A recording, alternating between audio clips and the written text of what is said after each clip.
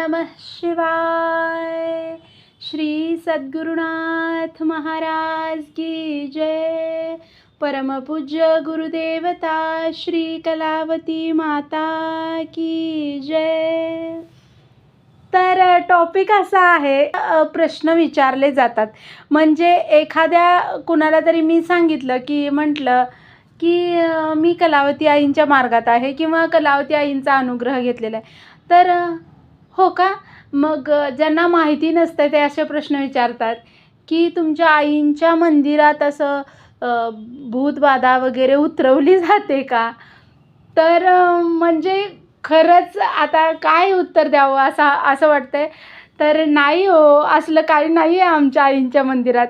आमच्या आईंच्या मंदिरात जे येतील त्यांना भूतबाधा होणारच नाही. पहिली गोष्ट म्हणजे त्यांना कुठलीही भूतबाधा होणार नाही.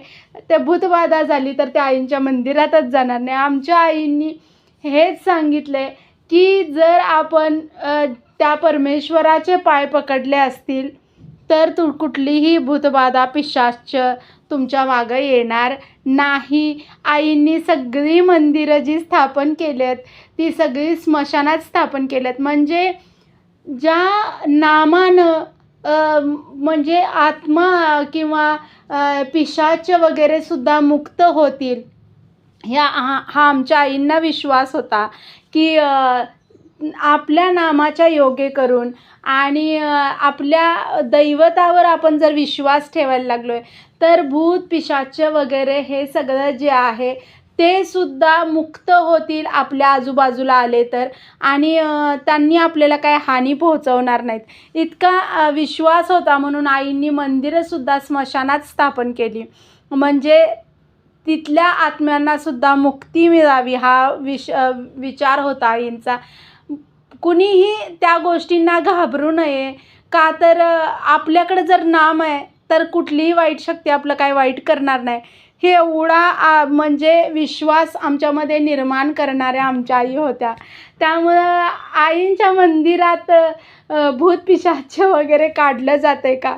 तर नाही हो, भूत पिशाच लागणारच नाही तर ते काढणार कुठून? ते जरी तिथं आलं तरी त्याची म्हणजे ते अतृप्त असेल तर ते तृप्त होईल आणि मुक्त होईल. ते इतकी ताकद आहे माझ्या आईंच्या नामामध्ये. दुसरी गोष्ट म्हणजे असं म्हटलं जातं आहे की तुमच्या आईंच्या मार्गामध्ये करण्या वगैरे केलेल्या काढल्या जातात का तुमच्या आईंच्या मंदिरामध्ये? म्हणजे तसं काय आहे का त्याच्यामध्ये की करण्या वगैरे काढल्या जातात का? तर नाही हो, आमच्या आईंच्या मार्गामध्ये करणारे करण्या सोडून कर्मावर विश्वास ठेवायला लागतील. का तर आईंनी आमच्या करण्या वगैरे ह्या गोष्टींना नाही तर कर्माला महत्त्व दिलेलं आहे. चांगले कर्म आपण जर करत गेलो तर कुणी करण्या केला तरीसुद्धा काहीही फरक पडत नाही. आपले कर्म जर चांगले असतील तर आपले कर्म आपल्याला सगळ्यातून तारून नेतात. आईने आमच्या हे सांगितले की करण्यांवर नाही कर्मावर विश्वास ठेवायचा. मग करण्या कुणीही काही ते तसले करण्या वगैरे तंत्र मंत्र आईने काहीही तसले काही सांगितलेले नाहीत. तिसरी गोष्ट म्हणजे आत्ता मी म्हणलं तसं काही असे तंत्र मंत्र वगैरे असे काही केले जातात का? तर नाही हो, आमच्या आईंच्या मंदिरात फक्त मंत्र आहे. ओम नमः शिवाय जो तारक मंत्र आहे, तरणोपाय आहे. हा म्हणजे असा मंत्र आहे की जो जिभेवर आणि मनावर राज्य करायला लागला ना तर म्हणजे आपण सगळ्या जगावर राज्य करू शकतो. पण आईंच्या मार्गातले आम्ही जगावर राज्य करणार म्हणजे हुकूमत नाही करणार.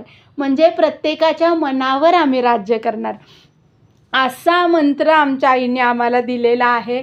आणि आई म्हणजे आमच्या एक वेगळ्याच आहे तो. असं काही नाही आहे आमच्या आईंच्या मंदिरात तंत्र मंत्र करणीबाधा किंवा कुणाचं काहीतरी वाईट करायला आम्ही विचार जरी केला ना, माझ्यासारख्या असंख्य बंधू भगिनींना हा अनुभव आहे की आम्ही विचार जरी केला की कुणाचं वाईट करायचं तरी आमच्या आई पहिल्यांदा आम्हाला शिक्षा करतील.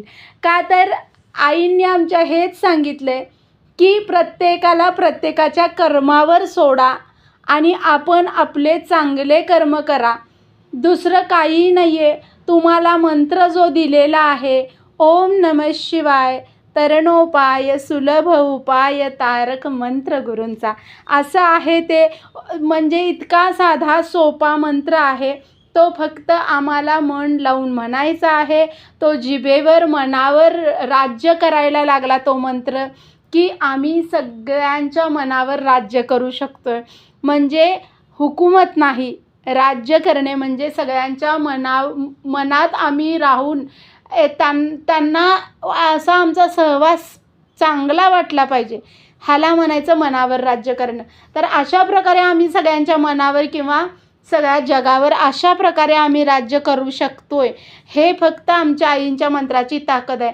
आणि खरंच म्हणजे मी ना भाग्यवान आहे, मी खरंच नशीबवान आहे की मला अशी गुरुमाऊली मिळाली, तिचे पाय मला मिळाले. एवढंच वाटतंय आयुष्याच्या शेवटच्या क्षणापर्यंत कधीही तुमचे पाय सुटू नयेत आई. म्हणजे इतके उपकार आहेत तुमचे, अनंत उपकार आहेत की ज्या उपकारांची म्हणजे नाही गिनती करू शकत.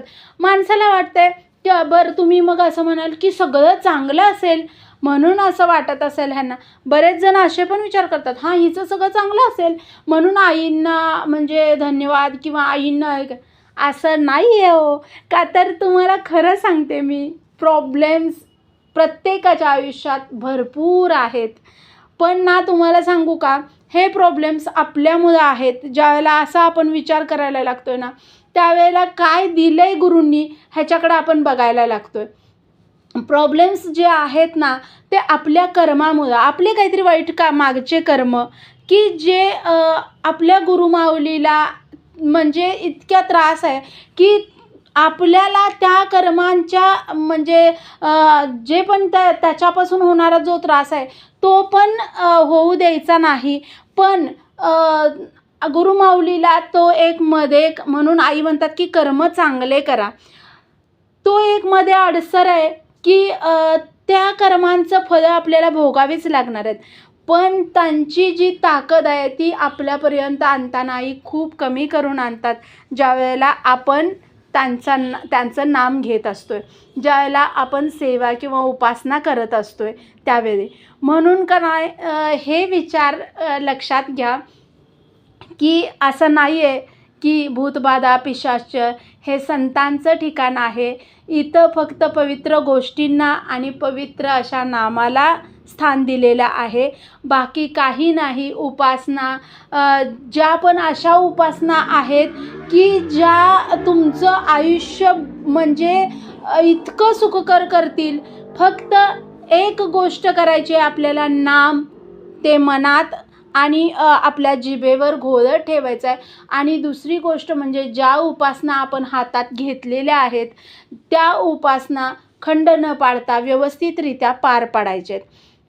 हे एवढंच आहे आईंच्या मार्गात, दुसरं काहीही नाही आहे की तुम्ही हे करा ते करा, पैसा द्या किंवा नारळ पेढे चढवा. आईंच्या मंदिरात सरळ लिहिलेलं आहे की कुणी आरतीच्या ताटात पैसे घालू नका वगैरे असं सरळ. कधीही आईंनी कुठलाही कार्यक्रम केला आहे अजूनपर्यंत तो नेम चालवला जातोय की कुठलाही कार्यक्रम केला आहे आणि कुणाकडनं पैसे मागून किंवा देणग्या वगैरे मागून आईंची कुठली मंदिरं उभारल्यात किंवा आईंच्या कुठल्याही कार्यक्रमात पैसे मागून कार्यक्रम केलेत, असं कधीच होत नाही. जे कुणी इच्छेनं दिलं तर ते स्वीकारलं जातं आहे, नाहीतर ते सुद्धा नारळ केळी फळं काहीही मंदिरात स्वीकारलं जात नाही. आणि पैसेसुद्धा जर इच्छा असेल तर कुणी दिले तर नाहीतर कुठल्याही कार्यक्रमांना आईंच्या मंदिरात देणग्या वगैरे स्वीकारल्या जात नाहीत. म्हणजे देणग्या वगैरे मागितल्या जात नाहीत. आईंचा हा कार्यक्रम आहे, देणग्या द्या वगैरे असला कुठलाही प्रकार आईंच्या मंदिरात केला जात नाही. फक्त गुरुमाऊलीनं माझ्या इतकंच सांगितलं की तुम्ही नामावर दृढ विश्वास ठेवा. इतका विश्वास ठेवा ना की ते नाम आहे ना माझ्याबरोबर, मला दुसरे कुठलीही भीती नाही, एवढा विश्वास ठेवा त्या नामावर. आणि आपल्याला आईंनी सांगितलेल्या 1.5 तासाच्या उपासनेवर हे आईंनी सांगितलेलं आहे.